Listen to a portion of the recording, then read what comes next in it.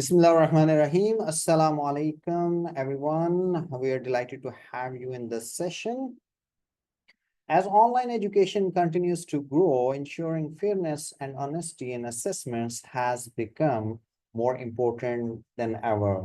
So this session, I'm going to explore effective strategies, tools, and best practices within learning management system and how we can uphold academic integrity and create a reliable assessment environment. Together, let's learn how to make online assessments both secure and meaningful. So this session is going to be really interesting. So we are going to have that different type of strategies that how we can manage different type of like plagiarism tools and how you can use them inside the Blackboard. So we're going to take start. It's a comprehensive list of discussions. We will take start with the introduction.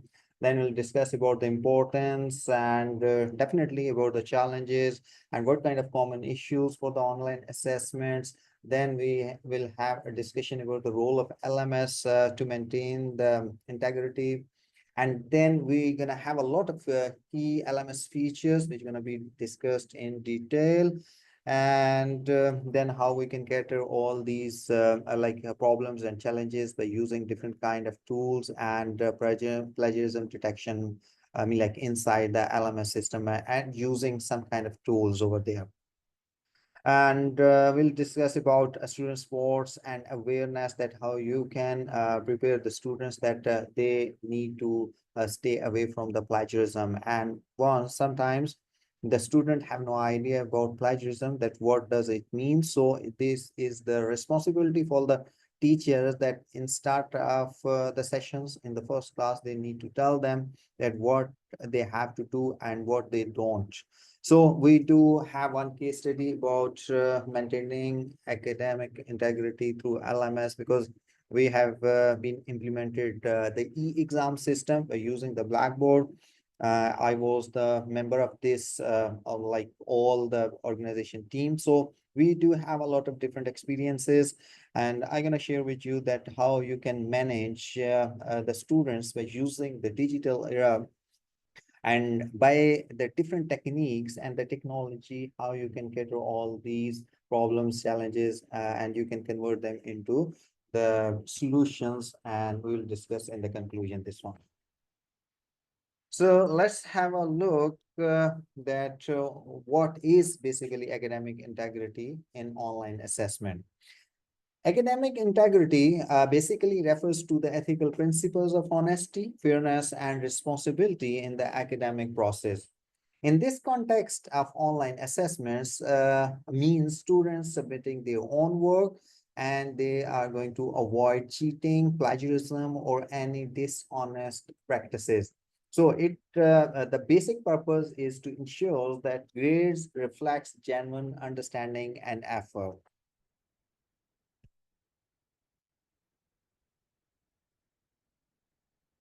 So what is basically importance of upholding like integrity? You're going to go with the credibility, fairness, and students learning. What does it mean by credibility? It means the maintaining academic integrity can uphold the credibility of the educational institutions.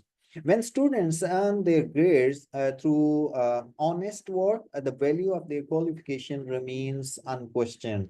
And what does it mean by fairness? It means that ensuring integrity, it can guarantees that all students are assessed equally and fairly. It can prevent some from gaining an unfair advantage. So thereby maintaining a level playing field is really important in this academic integrity. Student learning process, it can have the integrity, it can promote the general learning, and students are going to cheat or plagiarism their work, they miss out on the opportunity to truly grasp the concept being taught. So, which basically a purpose of the educations, and this is the purpose of the teacher, that they need to maintain this integrity as well.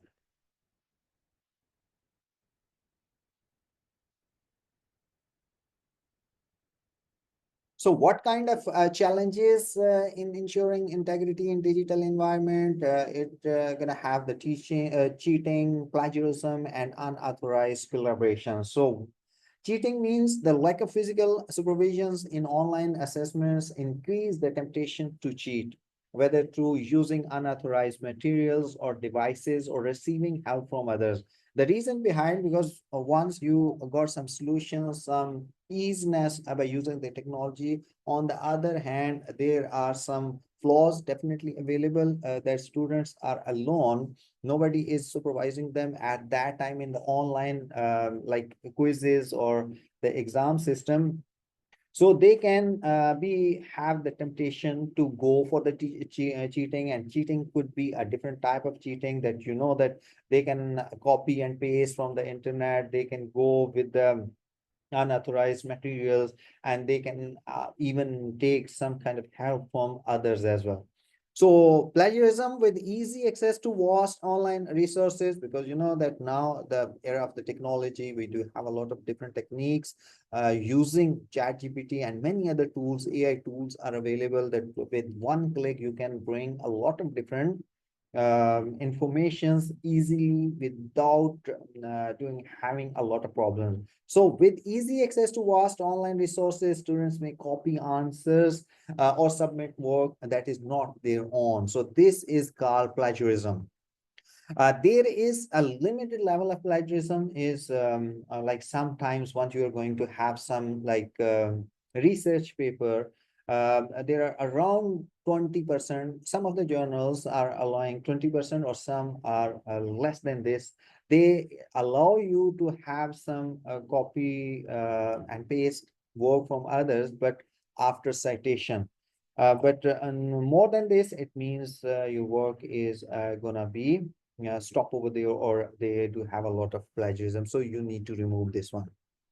Unauthorized collaborations means students may collaborate on assignments or exams intended to be individual work using communication tools such as messaging apps, social media, or file sharing platforms.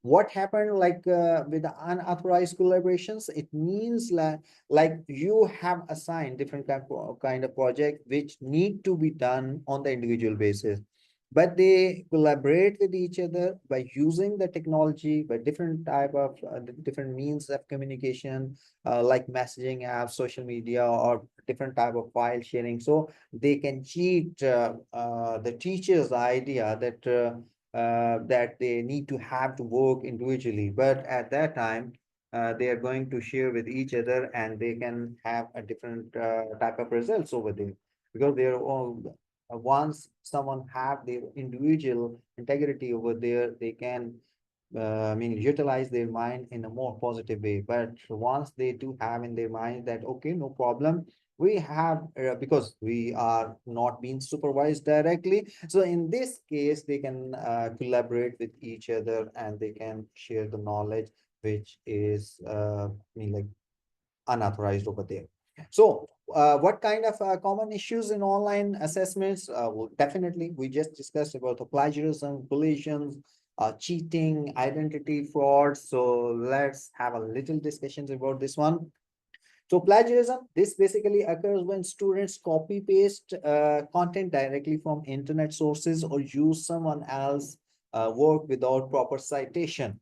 So it basically undermines academic integrity by presenting others' work as their own. As I just discussed that you can somehow plagiarize some of the work, but with proper citation. Without citations, it means is you are going to have someone else work to present over there. Cheating means students may use unauthorized resources such as notes, websites, or communication tools during online exams, and they're gonna have it an unfair advantage over there. But remember this, whatever we are going to have discussions about the assessment, this is online assessment issues.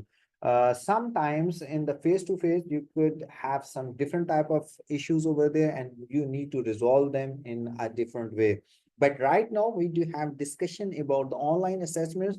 So we're gonna have all the possible ways which can you can say that can cheat or plagiarize by the students. So first we have to discuss what kind of ways the students can adopt to cheat or submit someone other work, and then we're gonna have some kind of solutions with us that we will discuss what kind of tools can be installed or can have the supervisions for the students to so the students can have the avoid, I mean, like some kind of plagiarism work or cheating work.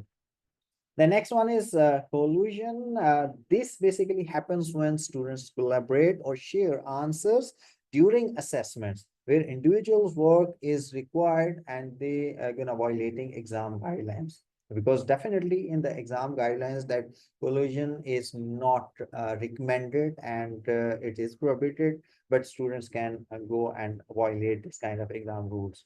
Identity fraud, this is again common for the online assessment or the quizzes or the exam systems, because in some cases, a student may ask someone else to impersonate them during an exam, and this gonna be undermining the authenticity of the assessment process as well.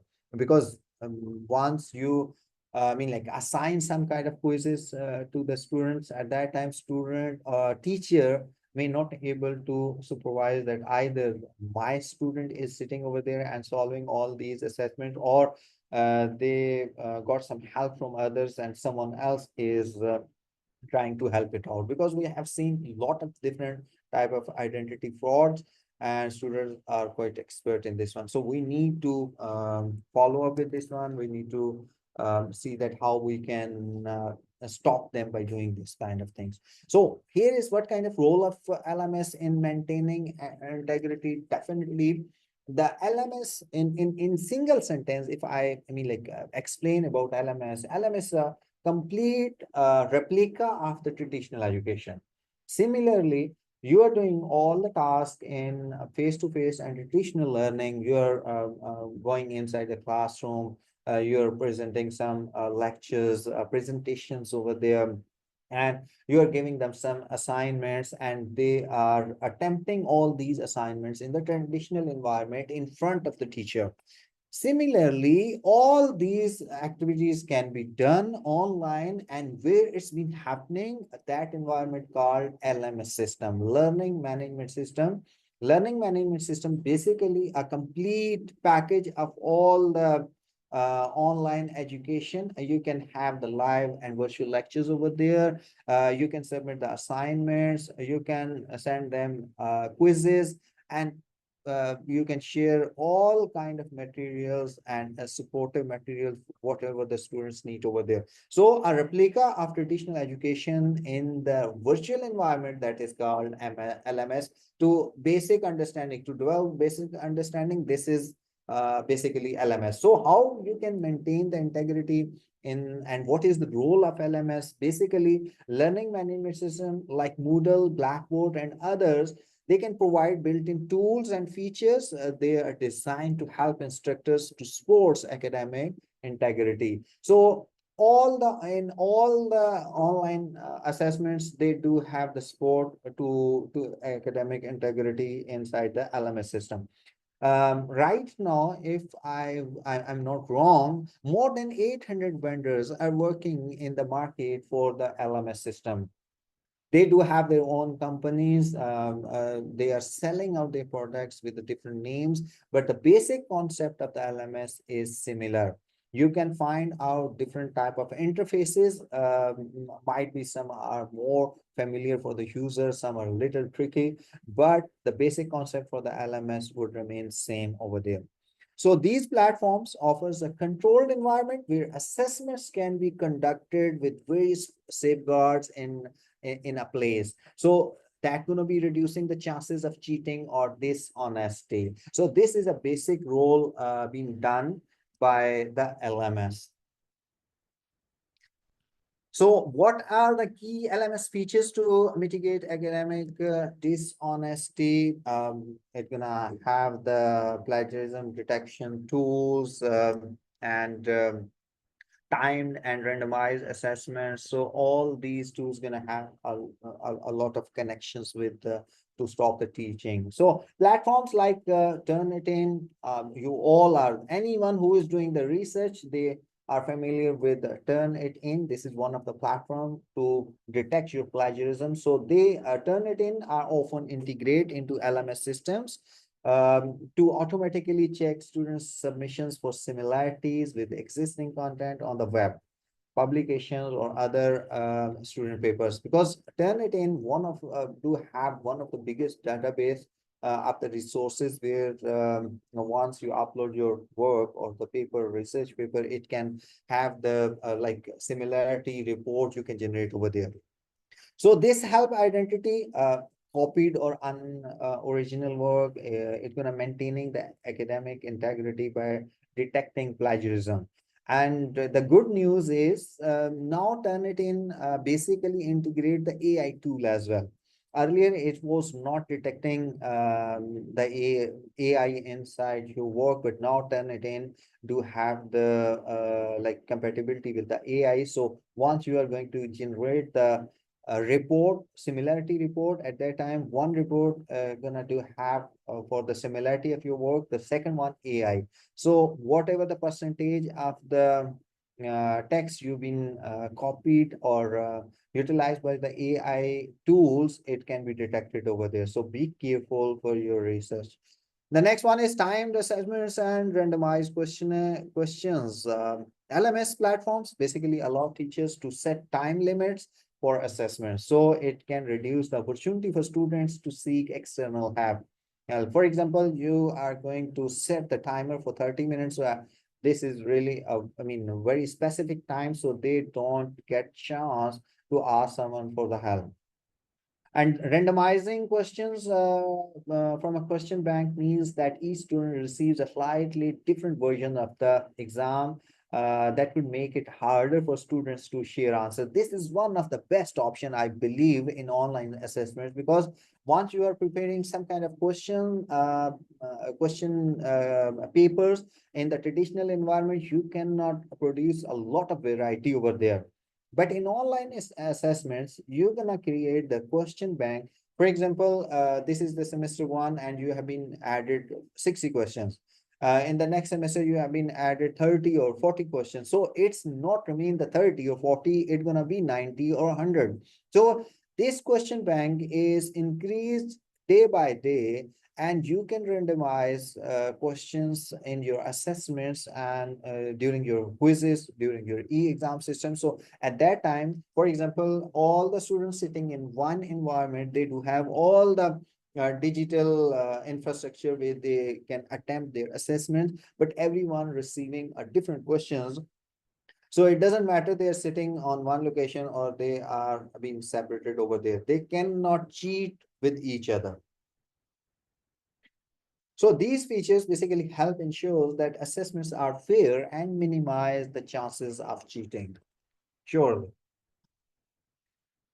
Proctoring tools, LMS platforms can integrate proctoring tools and solutions that monitor students during online assessment. So how they can monitor these tools, basically use webcams, screen monitoring, and AI to detect suspicious behavior, and it could have ensure that students follow the rules.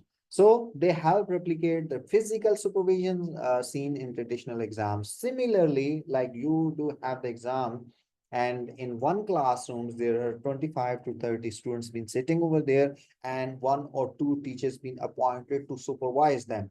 Similarly, in the online environment, the proctoring tools like webcams or AI detected base kind of different tools available, which can supervise similarly like a teacher. For example, if someone been attempted for some kind of online exam system like for the computer sciences, Cisco or Microsoft, or similarly for the language teachers, they do have some kind of online system and exams. There, they ask for the permissions to enable the webcam of your computer. So once you've been enabled over there, you can live monitoring.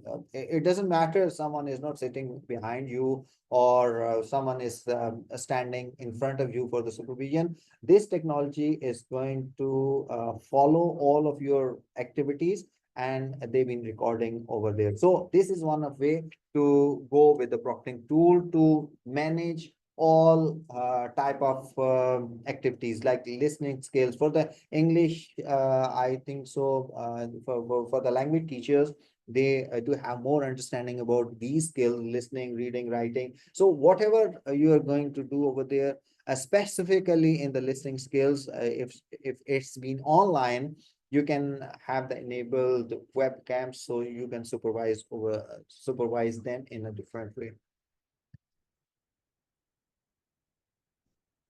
So let's discuss about the types of plagiarism. Definitely, plagiarism detection is, I mean, like, once someone is going to have plan for cheating, on other hand, technology is definitely going to give you some kind of solutions. But before the solutions, we need to understand what kind of plagiarism do exist over there. There is first kind is direct plagiarism, the self-plagiarism, mosaic plagiarism, and accidental plagiarism. So let's have a discussion in detail. So these are the different types of plagiarism, and all are serious violations of academic honesty. For example, direct plagiarism. Direct plagiarism is the word for word transcriptions of a section of someone else's work without attribution and without quotation marks. Quotation marks means your this text does not belongs to me and this text belongs to someone else. So you have to put the attribution or quotation marks, so it can be clear over there that this is not the we are not going to cheat someone or copy the text from someone else's work. The deliberate plagiarism of someone else's work is unethical and definitely academically dishonest, and this definitely grounds for disciplinary action, including expulsion. So you need to tell your students on the day one that this is a crime, and this is an academic crime, that you are going to have someone else direct work, copy and paste, or you're going to cheat or take someone else's work. So this is there should be some kind of consequences, and this is a human psyche. Until or unless you're going to threat them with some kind of if they would have to involve in the wrong activities, they have to pay the penalty for this one, and the penalty could be expulsion from the school, college, university, or they can be unauthorized to attend any of the coming lecture. Self-plagiarism means it could occurs when a student submits his or her own previous work or mixes parts of the previous work without permission from all professors they're involved in this lecture. For example, it would be unacceptable to incorporate part of a term paper you wrote in high school into paper assigned in a college courses. So self-plagiarism basically applies to submitting the same piece of work for assignments in different classes without previous permissions from both professors. So students, what they do have some kind of assignments in the previous semester or previous to other classmates. You have done some kind of like projects over there, and similarly with minor changes you're gonna submit in to the new professor. So without taking the permission from the professor, you are not eligible to submit the similar work. So you need to, being a teacher and faculty, you need to guide the students at the start, day of the start, that how they can avoid self-plagiarism as well. Mosaic plagiarism occurs when a student borrows phrases from a sources without using quotation marks, or finds synonyms for the author's language while keeping to the same general structure and meaning of the original. So this is another crime, that you are going to use someone else some kind of phrases without the quotation mark, or you are going to change their words with the using the different kind of synonyms, but the original structure would remain same. The best way to avoid mosaic plagiarism is that you, okay, fine, if you are going to take some kind of text or that relevant to you, you have to change the structure of the word, structure of that paragraph. You have to rewrite it in your own words, so that would be okay. But if you are going to copy paste or just going like something called patch writing, so this kind of paraphrasing, whether intentional or not, is academically dishonest and punishable. Even if you footnote your sources, it's not enough to footnote your resources. You have to change the idea or the structure of this one. The last one is accidental plagiarism. You must need to know that how, where it can occurs. So it basically occurs when a person neglects to cite their sources, or misquotes their sources, or unintentionally paraphrases a source by using similar words, groups of words, or sentence structure without attribution. So student must learn how to cite their sources and to take careful and accurate notes when doing research. So lack of intent means it does not absolve the students of the responsibility for plagiarism. So in this type of cases of accidental plagiarism are taken as seriously as any other plagiarism and are subject to the same range of consequences as other types of plagiarism. So if someone is gonna have accidental plagiarism, it doesn't mean they are going to be like not as a part of this illegal activity. They are part of the activity, but this is the teacher and the faculty who need to teach them that how you can avoid all these type of things inside the plagiarism. So this was the types of plagiarism. We have discussed about 4 type of plagiarism: direct plagiarism, self plagiarism, mosaic plagiarism, and accidental plagiarism. Do you have an idea what is the difference between all 4? And if I ask you that, okay, would you like to tell me, I mean, like, which one is the type of the plagiarism is the most dangerous one? Could you please let me know that which one is the most dangerous part of this type of plagiarism? A quick question for you guys. Direct plagiarism, self-plagiarism, mosaic plagiarism, accidental plagiarism. Which is most common plagiarism type in your context? Because with your experience, you are teachers and you are like putting a lot of different experience and knowledge for the students, and especially in the online learning environment. Which one is the most common? My question is, in between 4, these direct plagiarism, self-plagiarism, mosaic plagiarism, and accidental plagiarism, which type of plagiarism is most common in your experience?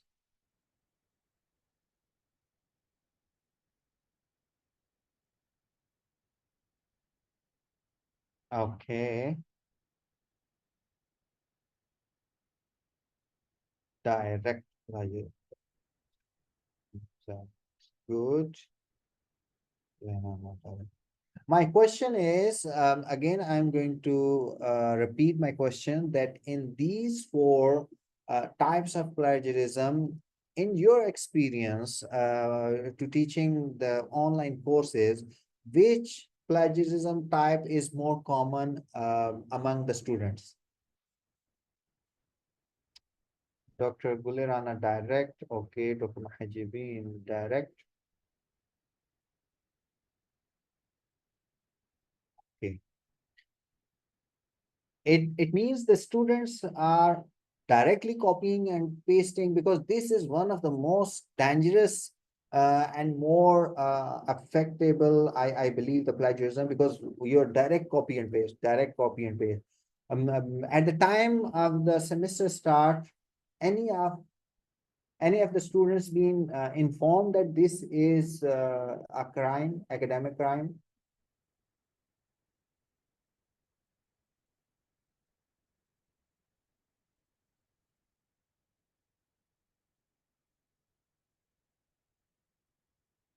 This is another, I think though, in online assessment system, especially once you're, this is my advice for all the faculty members of Jazan University, that at the time of start, I mean, like, you need to know by yourself first that what is plagiarism. You need to study about this one. Then in first class, you need to tell them between me, like once you're telling them, okay, in this semester, we will do this, these are our assessment assignments or something like that.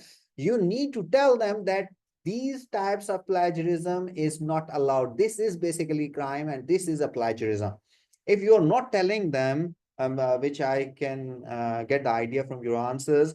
If you're not going to tell them, how the student come to know that I'm doing some kind of crime. So this is, being a teacher, your responsibility to tell them, to inform them that what kind of plagiarism do we have it, and which is not allowed, and how you can, mean, like, don't tell them only that, okay, this is direct plagiarism, this is self plagiarism, and this is accidental plagiarism.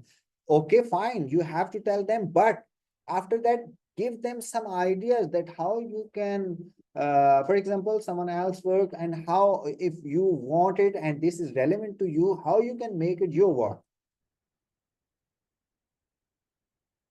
So I believe in coming sessions, in coming semester, put this in your mind that in the first class, especially for the online students, you need to tell them that what is, I mean, do's and don'ts, especially for the plagiarism. So it would help you guys for the better results, I believe.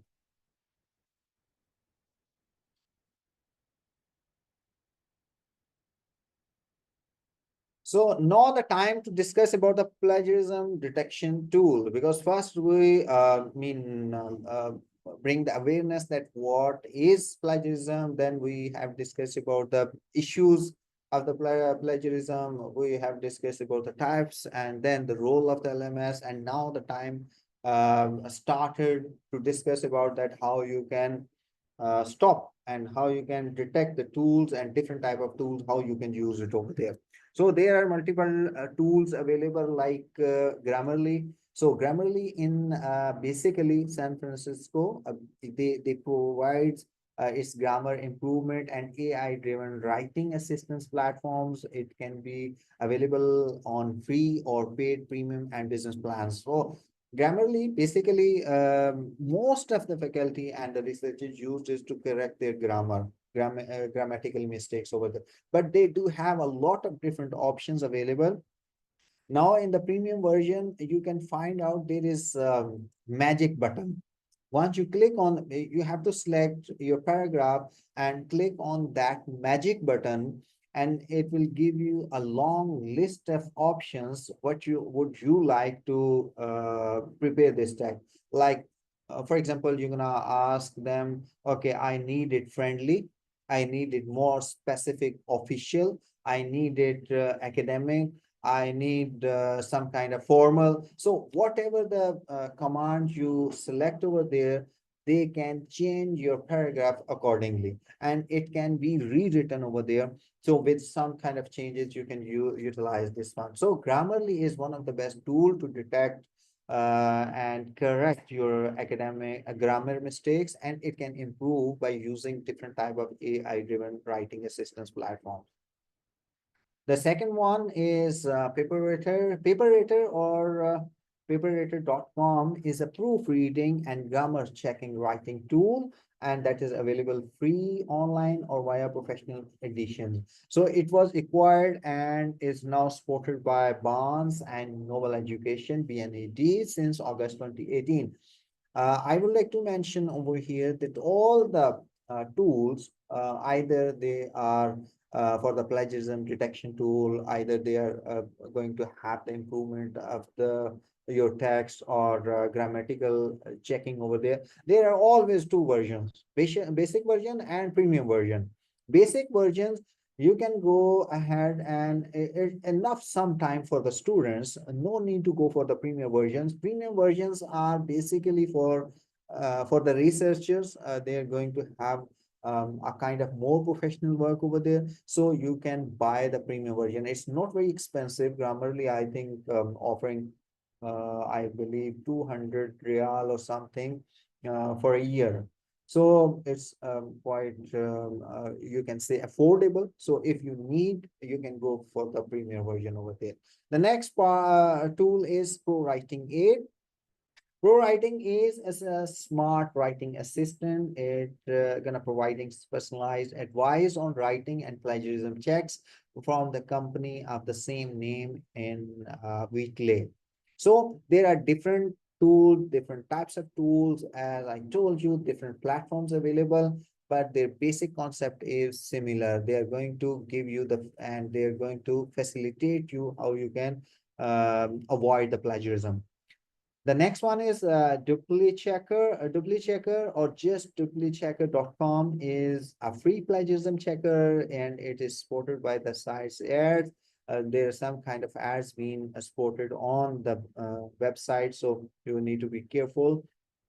And SEO check, for example, keyword, then I mean, like any kind of keywords can be used, density or tool suits, and anything you can have the duplicate checker can use it. And basically, this tool being used for the plagiarism checker. So there were different tools we have discussed that Grammarly the best. This is first on top on the list. Then you can choose any other one for more easy and resembling work over there. So let's have a look about the Safe Assign. Safe Assign. Anybody know about the Safe Assign? If I ask you, what is Safe Assign? Being a design university faculty member, I believe you already know about the Safe Assign. Anybody? If I asked you that you have an idea about the Safe Assign? Okay, this one. Okay. Okay, fine. Blackboard. What is the purpose for this one? Dr. Nasreen, you need to know about your LMS system, I think so. This is one I'm going to tell you that this is one of the best tool that is like freely available for you guys to check the plagiarism. And this is a built-in tool for the Blackboard. Exactly, Dr. Santi. So this is one of the best tools which can use to detect the students' assignment plagiarism, and at the time of uploading the, I mean, before the submission, once you are uploading and you're filling up the form, there is a very easy option. You just need to check this option, and Safe Assign will allow you to check the plagiarism for the student work. So it's pretty easy. So we're gonna have one demo for this one, that how you can do it, Safe Assign inside the Blackboard. So Blackboard Safe Assign plagiarism prevent tool. Right now we are discussing about the plagiarism. So this is one of the best tool which can help you freely, and this is freely available. No need to go for the premium version, because this is already a paid version, and Blackboard is offering free of cost for the building. So we're gonna have live demo that how you can use the Safe Assign in your assignment. So have a look about this one.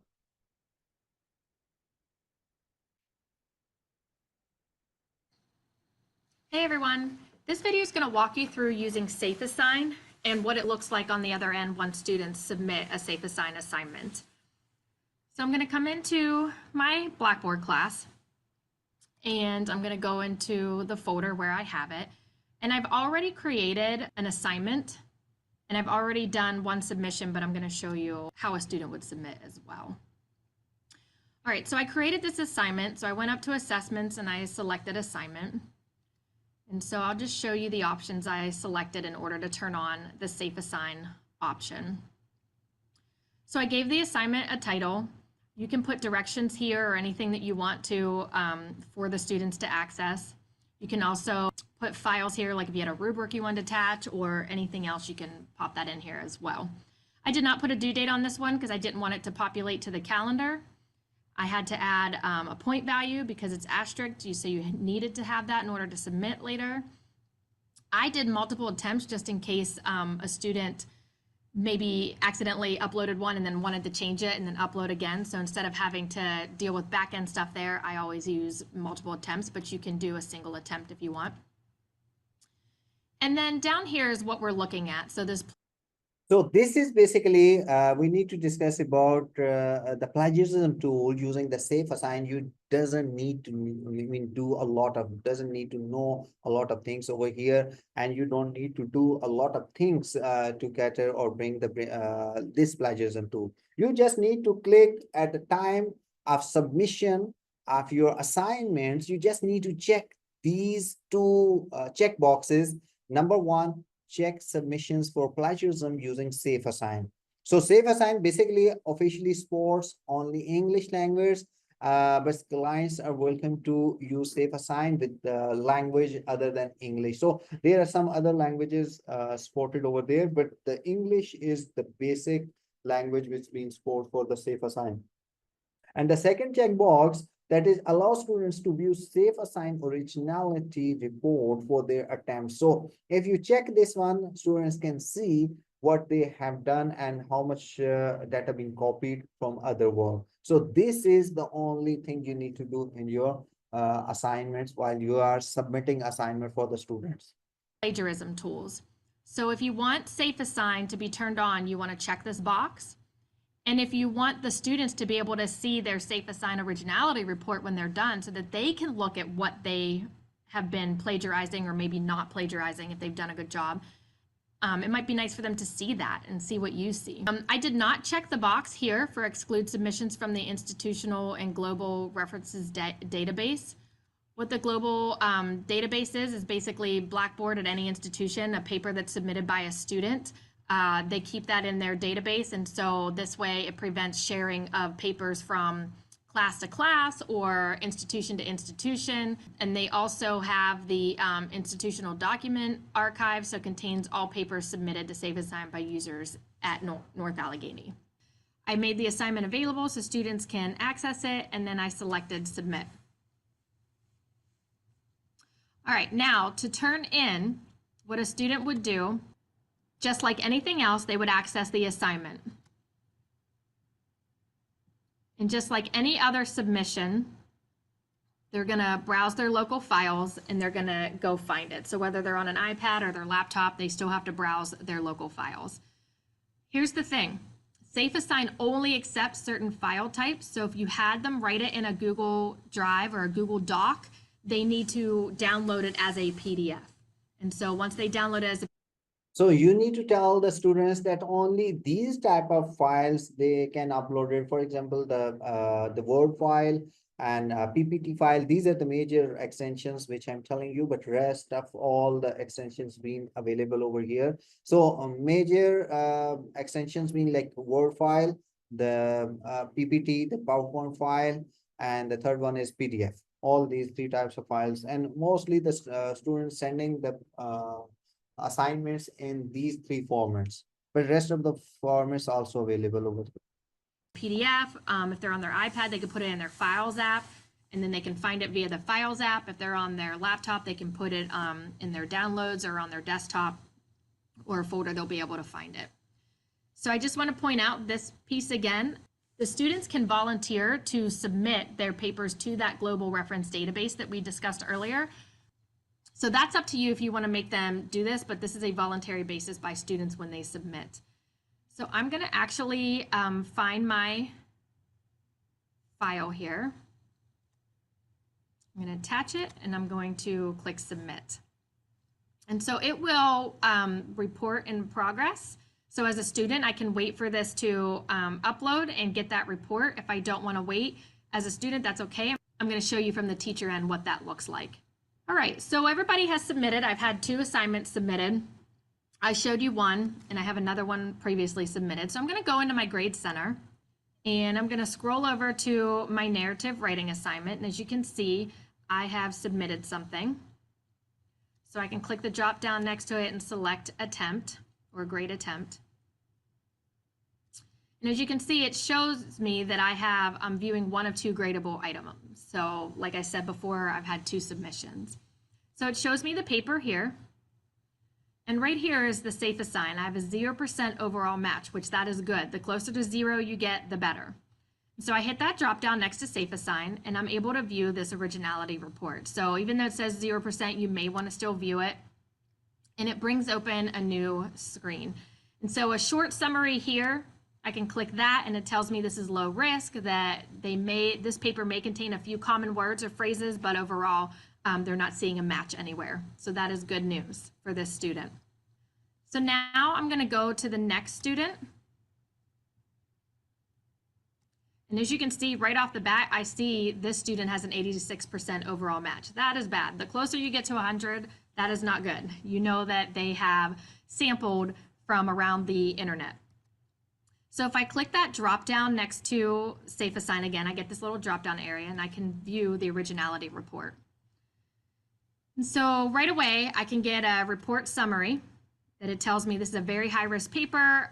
Yes, 86% match within the paper. So it looks like that they have paraphrased and quoted in excess and need to be reviewed for plagiarism.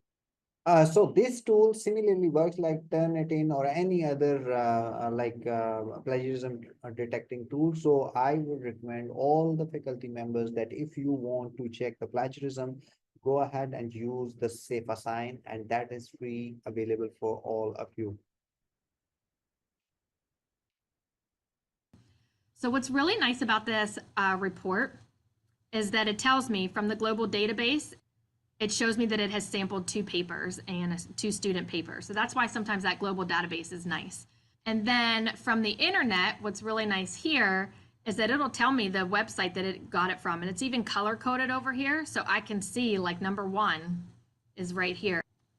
So for example, this number 7, let's say this now novel, I know that that is that one right there. And I can actually open the source where it came from. And it takes me right to the website where it came from. So that's just a really nice feature that you're able to access where exactly they got it from on the internet. With the global database, yes, we know it's from a student paper, but it doesn't give me an option to pull up which student. So Safe Assign is a nice feature. Of course, if you're having people cite sources, it will pull those sources up, but you'll know that those are cited sources and they're using them correctly rather than plagiarizing and trying to pass them off as their own. I hope this helps you as you're grading some writing assignments and some other things where students are researching and pulling in from the internet. So I hope you got the idea about Safe Assign. So would you like to tell me that who is going to attempt and utilize the Safe Assign in coming assignment in your classrooms? How many of you till now using the Safe Assign tool for the plagiarism in your classrooms for online assessment specifically? Anyone using it?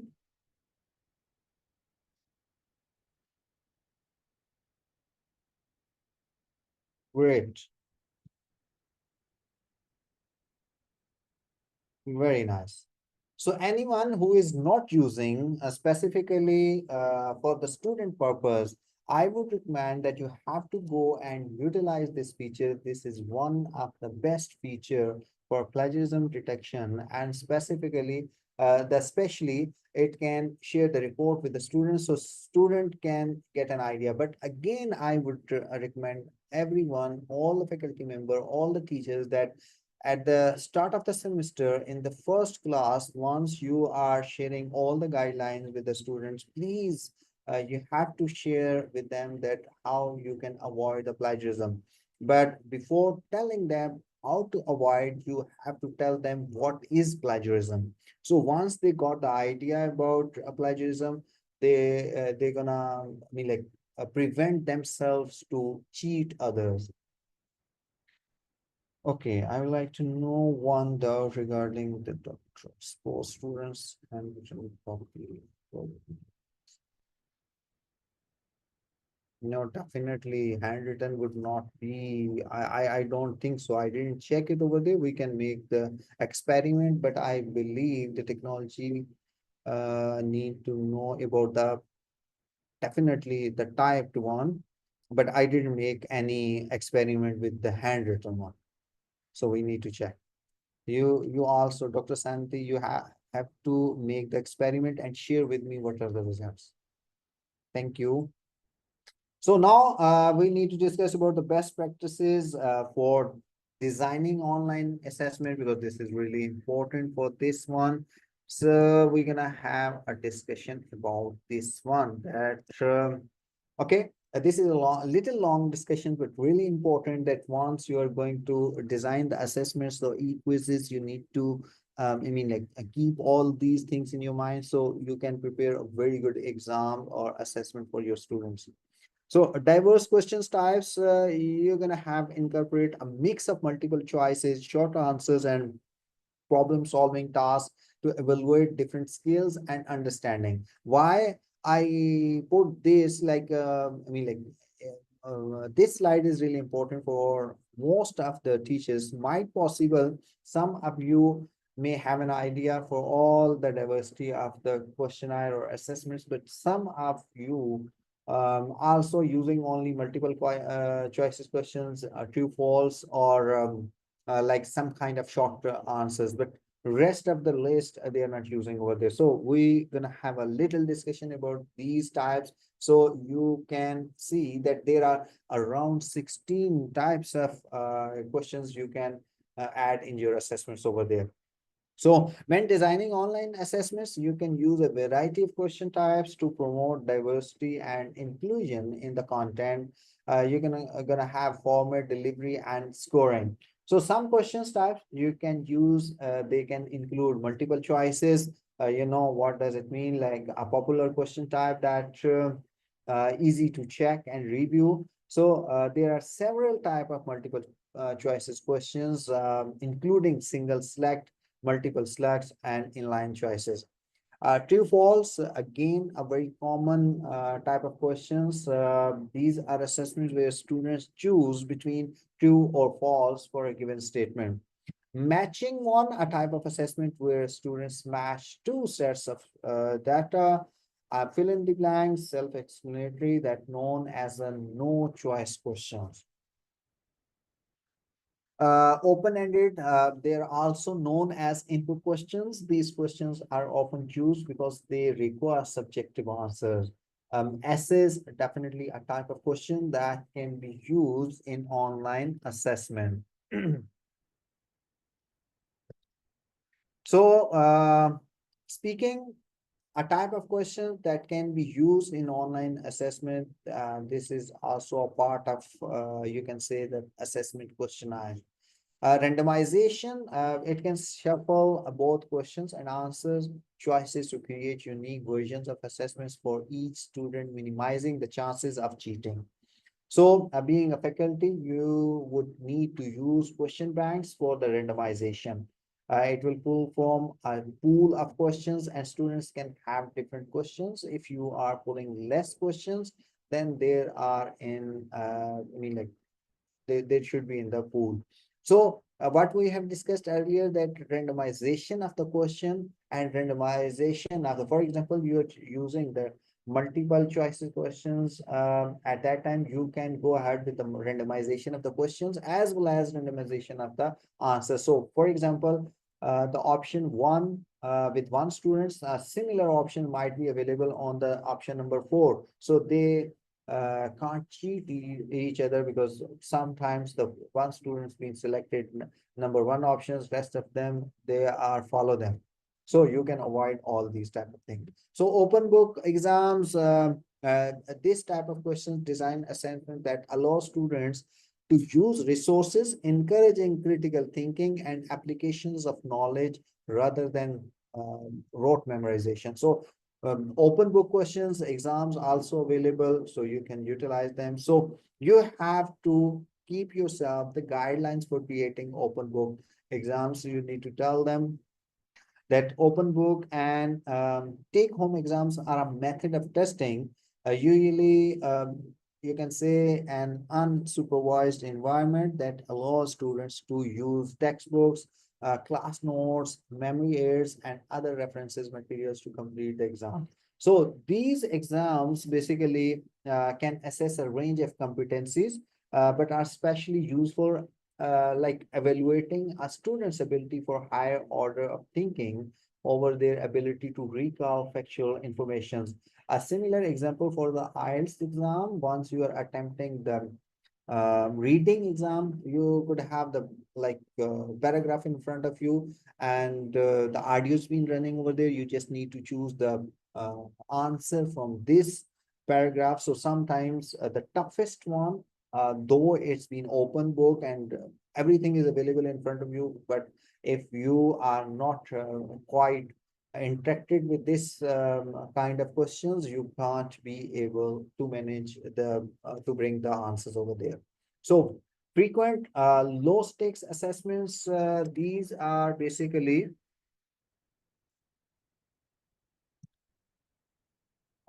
they can implement regular smaller assessments to reduce pressure, and it can provide ongoing feedback and support continuous learning. So frequent low stakes assessments can be an effective strategy for online classes because they can improve learning outcomes. Multiple low stakes assessments can lead to better students' learning outcomes and long-term retention as well. It can reduce stress because frequent low stakes assessments can lead to more learning and less stress over there. It can provide more opportunities for practices. Students get more opportunities to practice and receive feedback throughout the semester. So instructors can get meaningful data about students' learning and progress by using this type, and low stakes assessments can be scored based on a completion rather than accuracy, which can reduce the grading burden as well. So keep students engaged. Quizzes added to videos can keep students engaged and active. So if you are going to add like the videos, so it can keep students engaged more. So different types, different things can be available, and it's up to you that what kind of environment you are going to choose for the students for your assessment. Proctoring solutions, what kind of solutions available for us? There are definitely AI-based proctoring, facial recognition, activity monitoring, and many other things available over there. AI-based proctoring uses advanced technologies like facial recognition and activity monitoring to oversee students during online assessments. So what is facial recognition? It ensures the correct student is taking the exam by verifying their identity through live or pre-exam facial scans. So by using this technology, you can, organize that either the original students being here or someone else is coming to attempt this exam. Activity monitoring, it can track students' actions during the exam, such as eye movement, unusual screen activity, or using multiple devices. So AI flags suspicious behavior like looking away from the screen, talking to someone off camera, or accessing unauthorized resources. This automated system basically help detect potential cheating without a live proctor. So it means like a teacher or supervisor is not available physically over there, but the technology helping us to monitor and supervise them in a multiple way. Even now, the technology and techniques are available that if students during the exams, if they switch to another tab in the Google, it can be detected. Or some tools and like e-exams systems allow to lock the screen. So they cannot switch to any other program on their system. They once they start their exam, they can see only exam. If they try to switch to any other like tab, or they want to open the internet resources, they won't be able to do it. And the second thing, because we discussed in the start that enabling the camera can help you to recognize.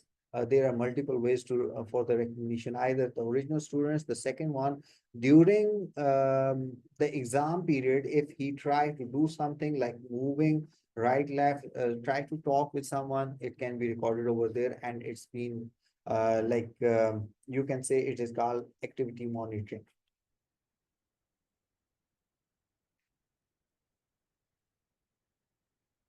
So live proctoring options, we do have it. TalView offers an end-to-end AI-powered solution for automated or live proctoring that simplifies and automates your online exam proctoring processes. Validate test takers' identities and protect the integrity of exams. Monitor exams with our highly trained proctors. A 100% mobile experience for test takers and candidates. Easily integrate your exam and assessment tools with the TalView platform, and rest assured that all your data is safe, secure, and compliant. From the testing center to the office to the home, simpler, more secure exam proctoring.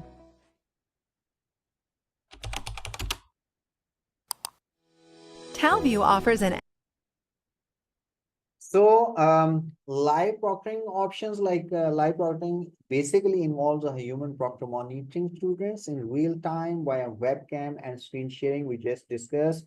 Proctors can observe multiple students at the same time. They can flag or intervene if they notice suspicious activities. In some cases, proctors may ask students to show their surroundings to verify the exam environment, and this environment is free from unauthorized material. So this method ensures immediate responses to violations, but may require scheduling and sufficient proctor availability, because this is called live supervision. Like there are some faculty or teachers, they do have the responsibility to check the students' exam system, so they can ask them to show their surroundings. They can see all the activities, and even during the exams, they can monitor by using their audio controls, and they can intervene during the session, and they can ask them what they are doing over there. There was one question about by Dr. Ashok Kumar that it will show students' names from whom. I think so. This option is disabled by because the reason there was one options at the time of assessment submissions. First two like options being checked over there, like to have check the plagiarism. The second one, students can have the report. The third one, that add this work into the databases of the global databases. So if it's been added, because most of the time it's been not being checked over there, so you can find out who exactly mean they copied from other students over there. But if they check and this assignment is available in global databases, then you can check where they copied over there.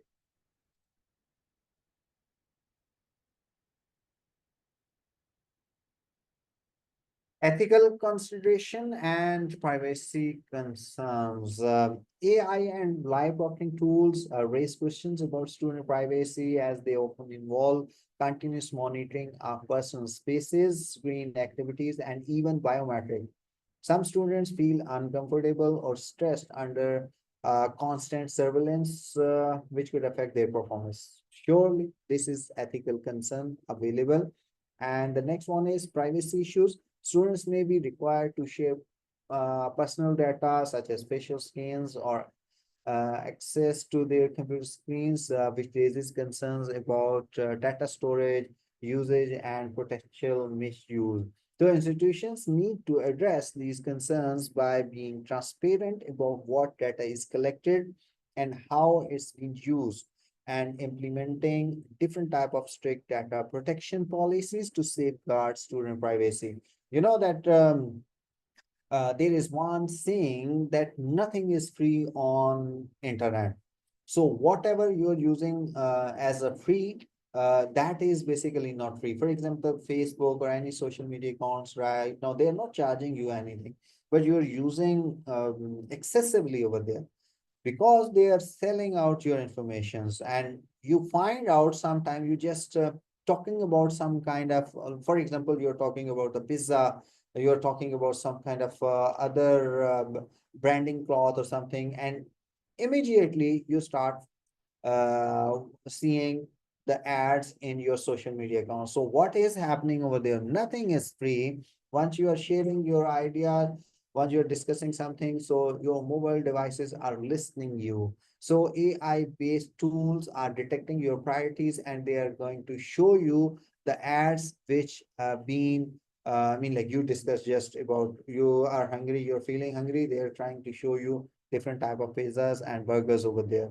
And if you're interested in some kind of clothing, they start showing you about these different type of brands. So this is what your data being sell out to different organizations. And so you need to be very careful while sharing your informations and data. So nothing is free online.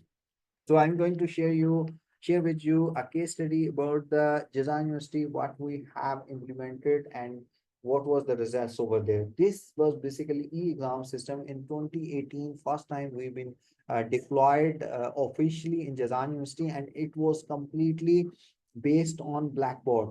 We didn't use any kind of third-party tool. We simply used the Blackboard to organize the e-exam, and this was the live, I mean like real exams for the distance learning students. And I will share some kind of experiences with you while first time we implemented this project. At Jazan University, we're embracing innovation in education. To uphold academic integrity, we've successfully conducted e-exams using the Blackboard Learning Management System. This milestone showcases our dedication to secure and efficient digital assessment methods, ensuring fairness and transparency for all students. So this was basically the original certificate from the 2018 exam, and these are the real students, and these are the labs, e-learning labs, so you can big CPUs or big system over there. There is a small device attached behind the thing, so that's enough. So we utilize these labs for the different because all the students they just been sitting over this, they attempted to come, and soon after one they got registered. And there was so much to do. And after this implementation, we will bring all these ideas to the e-learning environment as well. Not only the distance learning, but so many sizes to train and implement these kinds of ideas, especially for all of the regional education. So now the time to discuss about the plagiarism tools other than LMS system.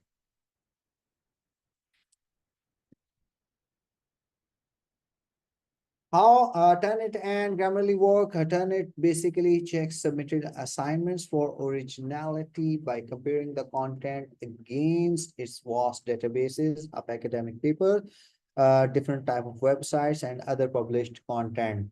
And it generates a similarity report that highlights method of content and provides an overall similarity scores. I told you that all kind of tools do work in the similar way. But the Turnitin is one of the famous platform, and it's available for the government level, and you cannot go and buy individual levels. Only the organizations can buy and integrate with the systems. Similarly, some of the organizations been integrated with the Turnitin, and some do have like Blackboard built-in tool. So this is one of the best tool, Turnitin, which I told you earlier that now they've been integrated with the AI detection text as well. So now you need to be more careful while writing any kind of research.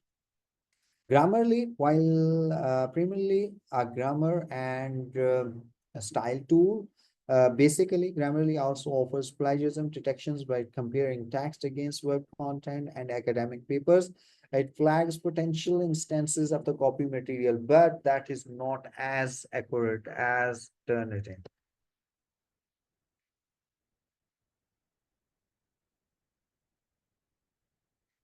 So interpreting similarity reports, how you can have a look about this one. Similarity scores, the overall percentage scores indicate that how much of the submitted content matches external sources. A high percentage may suggest plagiarism, but it's essential to analyze the context. I told you earlier, and we have discussed that around 20% similarity score is normally allowed in some kind of research, and in some kind of journals, they allow only 10% or less. Match overview reports provides a detailed breakdown of matched content, showing where the text comes from, websites, academic papers, etc. False positives, common phrases, citations, or properly referenced materials may increase the similarity score, but do not necessarily indicate plagiarism. Teachers should review the report carefully to distinguish between acceptable citations and plagiarized content. This is another big problem sometimes, that false positives, because as we discussed earlier, that if you are going to put the quotation marks and you're going to cite the work properly, but even then, like different type of plagiarism detection tools also detect this as a plagiarism. So this is basically the responsibility of the teachers to go ahead and see which text is properly cited, so they can exclude from this plagiarism reports over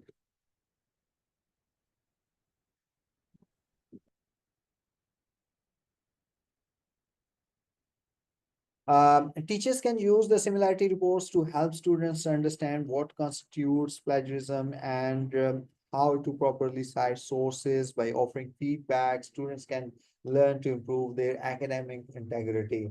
And educational tools like LMS integrated tools often allow students to view their reports before final submissions, so they can enable them to revise and correct any potential issues related to plagiarism or improper citation.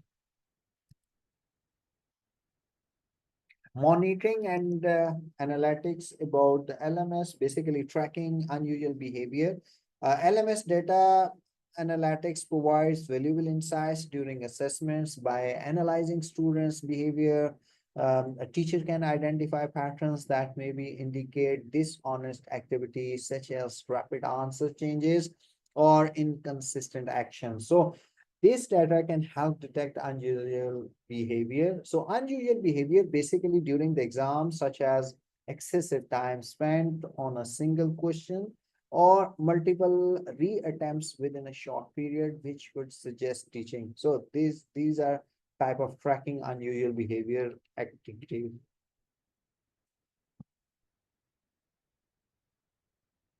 So now the time to discuss about how to avoid plagiarism detection. And how do students avoid plagiarism detection? So sometimes students put a lot of creativity into cheating on a paper, and that's true. They are putting more time and consuming a lot of different resources to support their cheating. By exposing students who choose to cheer or cheat, teachers can help them improve and guide their potential in the right directions. Most often, students who are not willing to work on an original paper and put their own thoughts into words, that can turn to text modification. So modern instructors have to look out for many types of cheating and be able to detect different types of plagiarism that the students' work is doing over there. Let's take text modification, for example. While they might seem different, text modifications are still a form of plagiarism. Just in September 29, basically Unicheck detect 7% of the text modification. So this is also the part of plagiarism. So teachers need to know that how students' creativity can go wrong. So they need to tell them that to avoid this type of problems. Digital text definition, so modification. So digital text modification is basically collective notions for how students plagiarize someone else's work with the help of technology. So students turning to digital text modifications believe that their professor don't know all the technological tricks of altering text and will thus not be able to identify the culprits.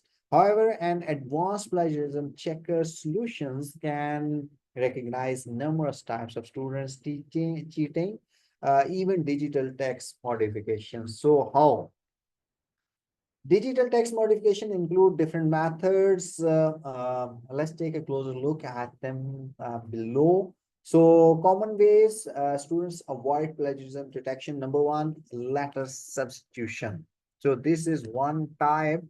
Letter substitutions means using letter duplicates from other languages. For instance, a student takes someone else's paper and before handing it in as their own, they change every English O, E, A, and C with circle letters O, E, A, and C. That looks the same. This way they can trick like different type of plagiarism checker. So the tools might be defeat over here. So teachers need to be very careful while checking the assignments or assessments. Making up references, some students add non-existing or unrelated references to their paper instead of taking the time to search for the needed one. For example, a student writes an essay on Romeo and Juliet, and instead of quoting real criticism on the work, they make up fake references or state real references with fake page numbers. A reference given by the student could be related to the topic, but not state or support the ideas the student concerns with the references. So making up references, that is another cheating is available. So inserting white text. What does it mean? Sometimes students insert unique white color text to mask plagiarism. They add different characteristics and spaces in white so that the teachers does not see them. Primitive plagiarism checker will not be able to find them either. The fourth type of plagiarism format modification, students who get creative in the wrong way sometimes present a paper in the form of an image so that an instructor cannot run it through anti-plagiarism software. But you know that anti-plagiarism softwares only accept sometimes like PDF, PPT, or Word. But if you are going to give them some kind of image, might possible it's not been detected over there. So an instructor can still read the paper and grade it, but they are unable to check it with any software. So this is the reason why instructors specify what paper format they require.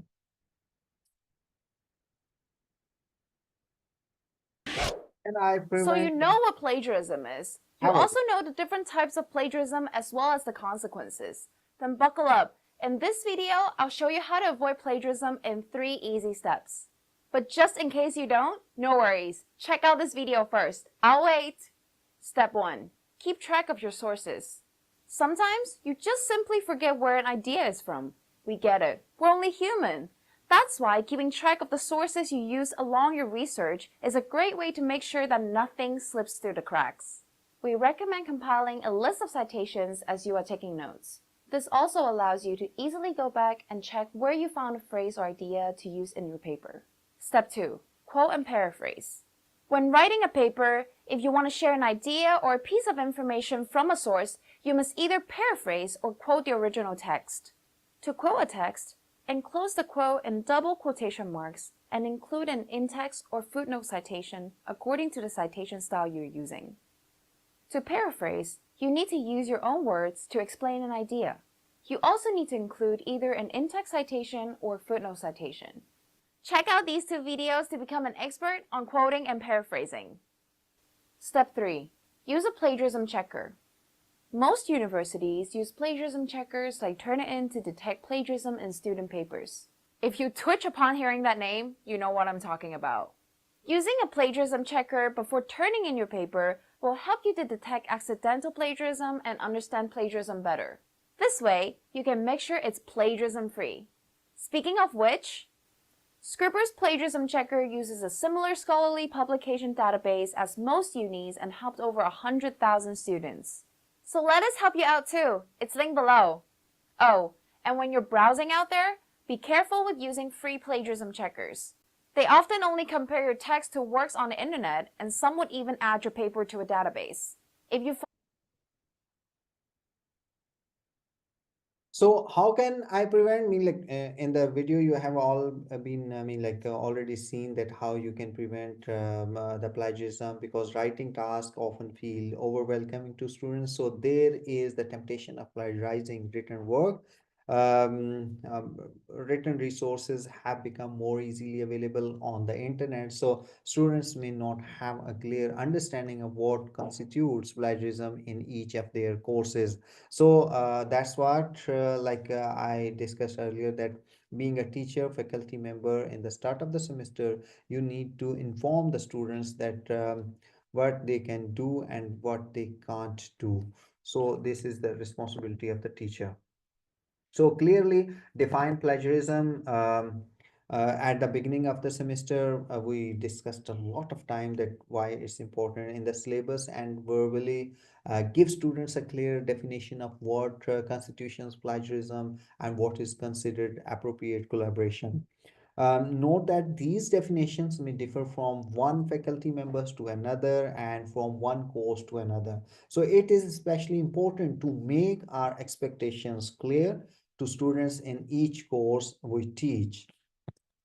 The next one is committing plagiarism. In case your good idea become better when you test them against other ideas. For this course, feel free to discuss your ideas about the assignments with other students. How are using someone else's work, words, ideas, or concepts without citing your source is plagiarism. So it's presenting part or all of others students work as your own. This is basically plagiarism. So in the world of writing, especially academic writing, this is a serious crime and is treated as such, the serious one as well. I'm sorry.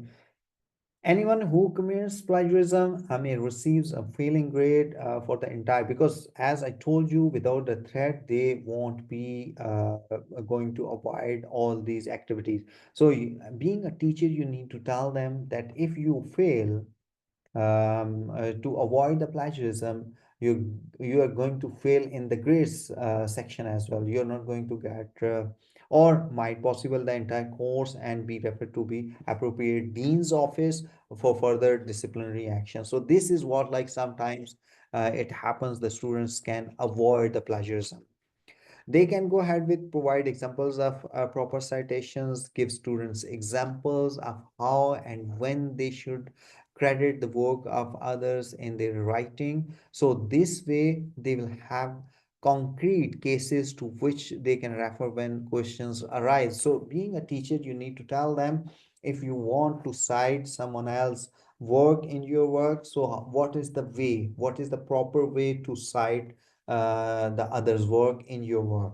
So the last one is this basically create original assignments. So the more unusual an assignments, for example, taking a different perspective on a problem, questions, or reading, the less likely students will be able to find something from the internet or their peers. So to submit as their own work, so it's going to be, in addition, an assignment that has multiple parts may reduce the likelihood of plagiarism. So this is one of the best idea, that don't go with the usual topics, the similar topics. You have to go with the unusual assignment topics. So that is little difficult to find out exactly what they're looking for. So being a teacher, you need to work little hard to bring the good results from the students.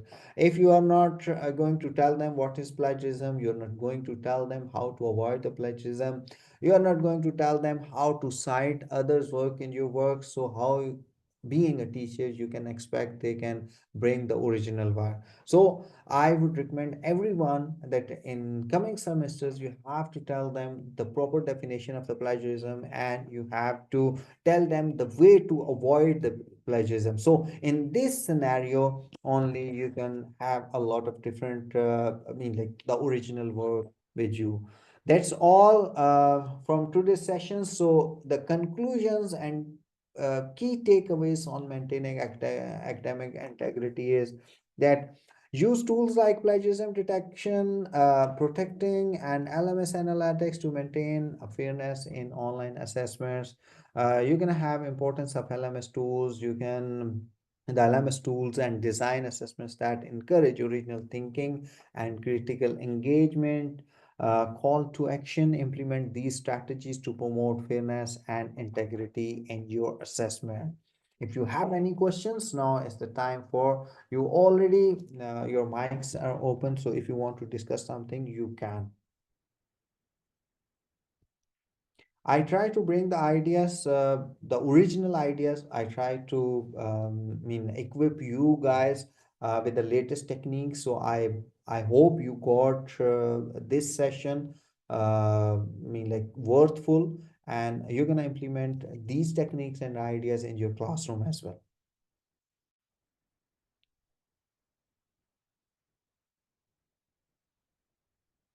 If you have any questions, you can ask.